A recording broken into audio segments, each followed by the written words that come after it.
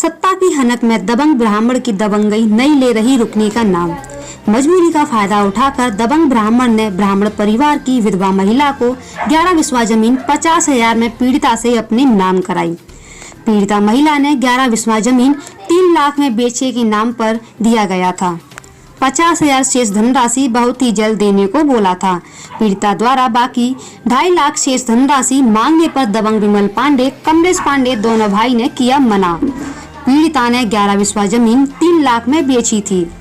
आपको बताते चले कि थाना मूसानगर क्षेत्र के लवसरी गांव निवासी एक पीड़िता महिला द्वारा बताया गया कि करीब 1 साल पहले बेटे की बीमारी से परेशान होकर उसने अपने 11 बिस्वा जमीन लवसरी गांव निवासी विमल पांडे, कमलेश पांडे को 3 लाख में बेची थी, जिसके चलते रुपए की पूरी व्यवस्था न होने के चलते 50,000 पीड़िता को दिया गया तथा बहुत ही जल्द शेष धनराशि 2.5 लाख देने को बोला गया था। लेकिन बैनामा होने के 1 साल के बाद भी दबंग विमल पांडे, कमलेश पांडे द्वारा पीड़िता को शेष धनराशि नहीं दी गई।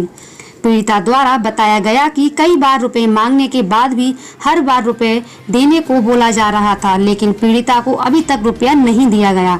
विगत कुछ दिन पहले जब पीड़िता ने दोबारा रुपए के लिए कहा तो दबंग ब्राह्मण परिवार महिला को जान माल की धमकी देकर डराने लगे। आपको बताते चले कि पीड़िता के पति की मृत्यु विगत 4 साल पहले हो चुकी है। अपने बच्चों के साथ जीवन यापन करने को मजबूर है। अब देखने वाली बात होगी यूपी सरकार में दबंगों के खिलाफ हो रहे धड़ाधड़ एक्शन के बावजूद भी क्या मिलेगा पीड़िता को न्याय, या दर दर भटक रही पीड़िता महिला को क्या मिलेगा यूपी सरकार में पीड़िता को न्याय। कानपुर देहात से ब्यूरो चीफ अनुज दुबे की रिपोर्ट। क्या नाम है आपका? अभिषेक द्विवेदी। कहाँ के रहने वाले हैं? लवर्सी। अच्छा, ये खेती को लेकर जो धोखाधड़ी वाला मामला है, वो क्या पूरा मामला है और खेती किसकी थी? वो हमारे माता जी की थी और हम लोगों का सम्मिलित खाता था, ठीक है, मेरा और मेरी माता जी का। तो हमने वो ज़मीन 3 लाख रुपए में एक हमारे गांव के ही हैं कमलेश पांडे, जिनको हमने तय की थी 11 बिस्वा ज़मीन 3 लाख रुपए की। उन्होंने हमसे कहा, एक आपसदारी बिरादरी में और घर सर जैसे उनसे हमारे संबंध थे, तो उन्होंने हमसे कहा कि 50,000 रुपये आप अभी ले लीजिए, बाकी का जो शेष 2.5 लाख रुपए आप हमें रजिस्ट्री कर दीजिए, उसके बाद हम 1-2 महीने में आपकी व्यवस्था करके आपको दे देंगे। हमको पैसे की सख्त ज़रूरत थी, इसलिए हमने खेती उनको दे दी।